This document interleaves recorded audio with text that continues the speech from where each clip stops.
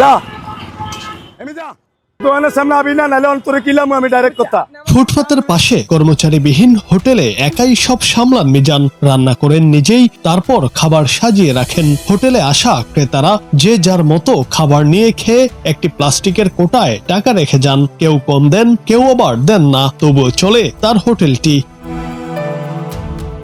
মিজান ও তার hotel viral হওয়ার পর থেকেই পরিস্থিতি বদলে যায়। আগের তুলনায় বিক্রি কমে গেছে। অনেক গ্রাহক অযাচিতভাবে বেশি খাবার নিয়ে কম টাকা দিচ্ছেন, কেউ আবার একেবারেই টাকা দিচ্ছেন না। এছাড়া আছে নানা ধরনের চাপ।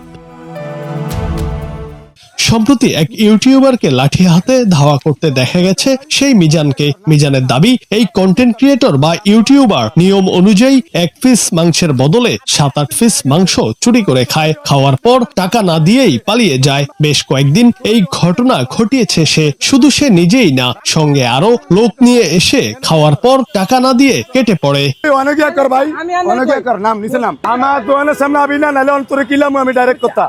না তুই এমন যা, 8 দিন খায় গেছে। আমার হাত যদি হয় টিয়া দেওয়ানোর ফরমান দেয় তারে জোতার মালা লয়ে যাবো, আমি জোতার মালা লয়ে যাবো। অনেক নিটের নাটক সাইজে অনেক ভালো সাজতে হয়েছে মানুষের কাছে। ভাইরাল ভিডিওতে সেই কন্টেন্ট ক্রিয়েটরের সঙ্গে মিজানকে বাগবিতণ্ডায় জড়াতে দেখা গেছে। অবশেষে সেই কন্টেন্ট ক্রিয়েটরকে ধাক্কাতে ধাক্কাতে হোটেল থেকে বের করে দেন। বের করে দেওয়ার পরও সেই যুবক আবার আসলে লাঠি হাতে ধাওয়া করেন মিজান। দিন যে হ্যাঁ গোস্ত 3টার ভিতরে 3টা লইছে, এটা অনেকেই দেখছেন। আমার কি কোনো সময় আপনি কইয়া গেছেন মানুষের সামনে? কোন কি আমার দিচ্ছেন আপনি? না আমার দিকেও ধরেন, আপনি আমার টিয়া দিচ্ছেন না? টিয়া একদিনও দেন না আপনি। আমার না 8 দিন আয়া গোস্ত ভাতের লগে ভিতর লন 3 পিস, উড়বে লন 3 পিস লইয়া কুইন্টাল নিজের কাম সেটা জান গিয়ে আমার কইও জান না।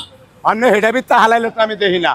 আপনি কয়টি হালাইছেন এটাও দেখি না। আপনি তো গোস্ত তোলেছেন 6 পিস। এটার ভিতরে আমি হালাইনো কাহিনী হচ্ছে কি, মোরাসালিম বেরান্না সবাই ছিলেন তো, হে অনলাইনে কাজ করে। সে কইতেছে একটা হোটেল মালিক মিজান জানান, ভাইরাল হওয়ার পর হোটেলে বেচা বিক্রি একেবারেই কমে গেছে। এজন্য একদল ইউটিউবার বা কন্টেন্ট ক্রিয়েটর দায়ী। মিজান জানান, ইউটিউবার বা কন্টেন্ট ক্রিয়েটররা দোকানে আসায় রান্নার কাজে ব্যাঘাত সহ নানা সমস্যা হচ্ছে। তারা নানাভাবে বিরক্ত করছেন মিজানকে। আমি সলমান থেকে কি আনবো? আমার টিয়ার থাকলে ঘাটে বাড়াতে না, আমরা কেউ তো বুদ্ধিহীন লাগবো না। এন ডেইলি 40-50 জন আইয়ে, আমি কোনো আরে কিছু কই না, কারে কই কি লিখি আমি কি? আমার এটা যে মানে আমি দেখ, আমরা কি কেউ চালা? আমি ভাই হইছি না কি হইছি, আমার কি কেউ চালান আপনারা? আমারটা আমি চলি, আমার টিয়া দিয়ে আমি চলি। এর আমি হতম না করছি এত দাগিয়া আজ আবার এটা মাইসের ধরে সুতা সারানে লেগে আইছে।